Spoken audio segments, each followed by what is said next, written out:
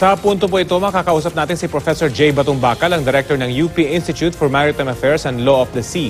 Magandang tanghali po sa inyo, Professor. Ay, magandang tanghali, Rafi, ako niya, at lahat po ng nanonood na nakikinig. Opo, sa tingin niyo po ba tama yung nagiging approach ni Pangulong Duterte pagdating sa issue ng pagdami nitong Chinese vessels sa Pag-asa Island? Dapat daw compromise. Well, ang sinasabi niyang compromise, kung ang sasabihin niya ay kailangan nilang idaan sa diplomasya, okay lang yon. Pero yung compromise na i-give up mo yung parte siguro ng teritoryo natin, eh hindi pwede yun. Kaya dapat niyang linawin ano niyang ibig sabihin na makikipag-compromise siya. Sa inyo po bang impormasyon nasa loob ng 12 nautical miles itong mga Chinese vessels? Kasi ang sinasabi, kitang-kita nung mga sundalo doon sa Pag-asa itong mga Chinese vessels na ito. Oo.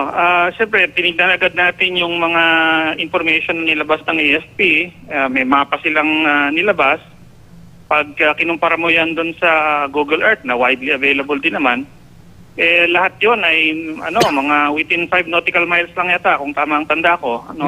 May iba na 4.5 nautical miles, yung pinakamalapit 1 nautical mile lang. So lahat yan nasa loob ng territorial sea ng Pag-asa. So what is it paglabag na talaga ito na nasa loob na sila ng ating at least yung territorial waters ng isang island o isang rock, Professor? Opo, yun yung tamang posisyon kasi nga sinasabi natin na sa atin ng Pag-asa Island, pag sinabi natin yun, kasama yung katubigan sa paligid niya hanggang 12 nautical mile. Territorial waters po natin yan. So tama lang yung sinabi nga ng DFA na pinoprotesta nila yung presence ng mga yon kasi that is in violation of our fisheries code.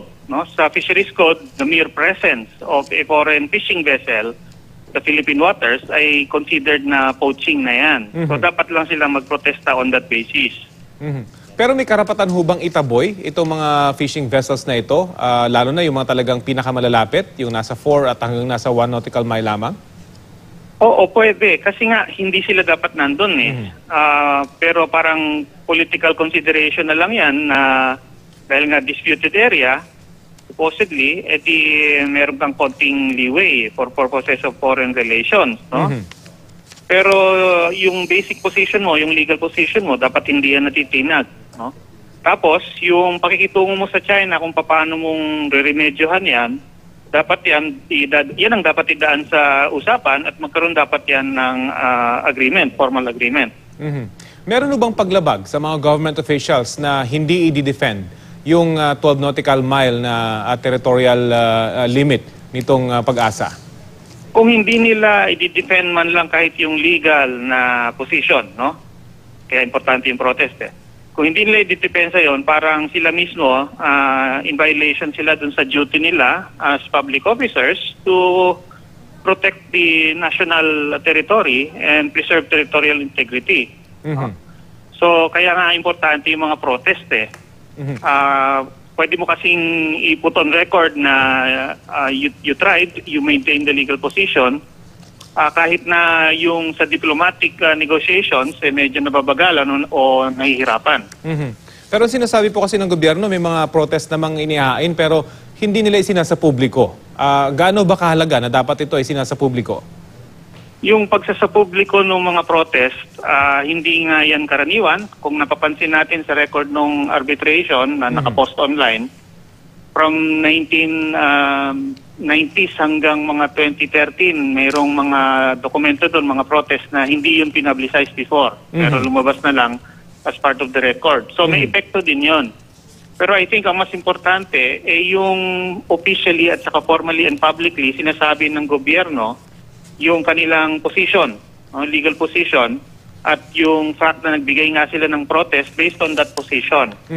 At least publicly, alam ng mga tao na hindi tayo ever makukonsider na pumayag doon sa sinasabi ng China, o nag-acquiesce nga, yung tumahimik ka lang nung sinasabi nila na kanila yung teritoryo, tumatahimik ka lang, parang parang silence means yes, di ba?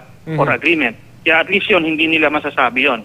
Yun na nga po kasi isang malaking bahagi na rin ng isyong ito, yung usapin ng public opinion.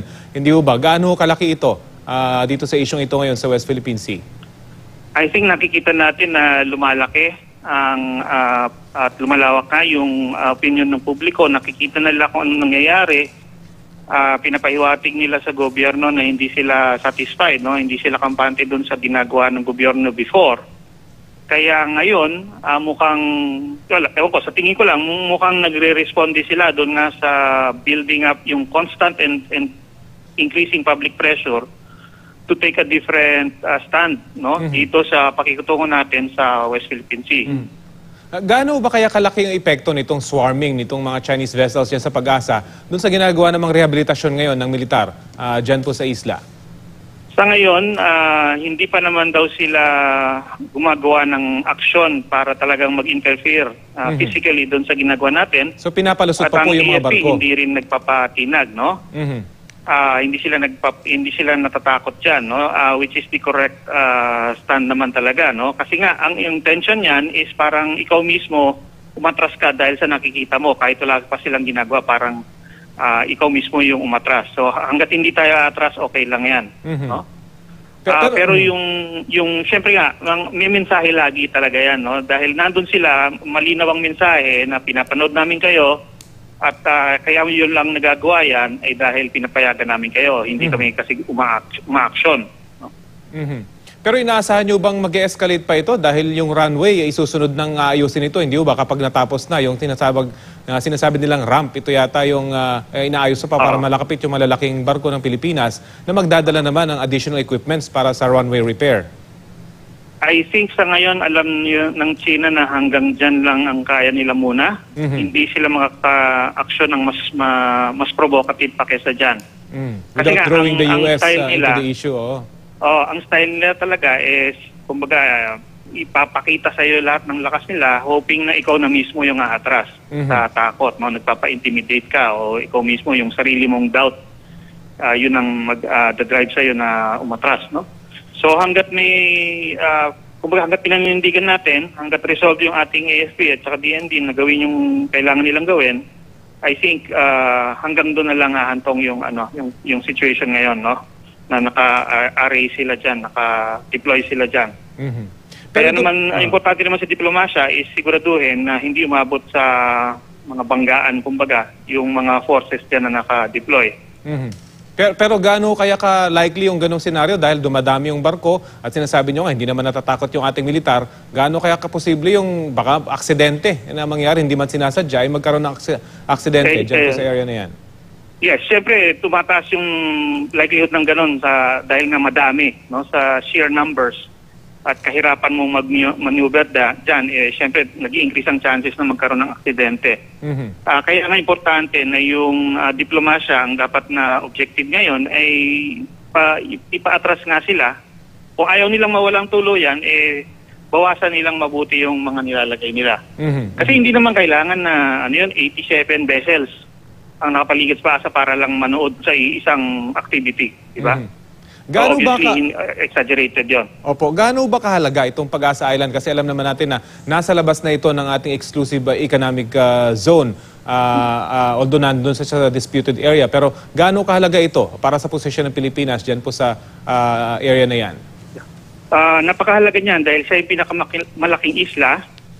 Siya yung seat ng municipality ng Kalayaan. Nandyan ng, kumbaga yan, ng City Hall o Municipal Hall ng Kalayaan Municipality. At dahil dyan sa presence nung island at nung airstrip, at ngayon yung in the future yung parang maliit na port dyan, yan yung magiging base para ma-continue natin yung pag-supply dun sa iba pang mas maliit naman na isla at outpost natin dyan sa area, sa labas ng 200 nautical mile. So kahit walang freshwater source, at least may naka-estasyon dyan at permanente na dapat. Kasi at saka dahil nga siya yung pinakamalaki, parang kung magtatayo ka ng kunwari desalination plant or any other way of creating fresh water, siya yung primary na candidate kumbaga na para mag-host ng facility na yun. Okay, as always, maraming salamat po sa oras na ibinahagi niyo po sa Balitang Hali. Welcome po. Magandang tanghali po sa lahat ngayong araw ng Kagitingan. Welcome. Salamat po si Professor J. Batong Bakal, Director ng UP Institute for Maritime Affairs and Law of the Sea.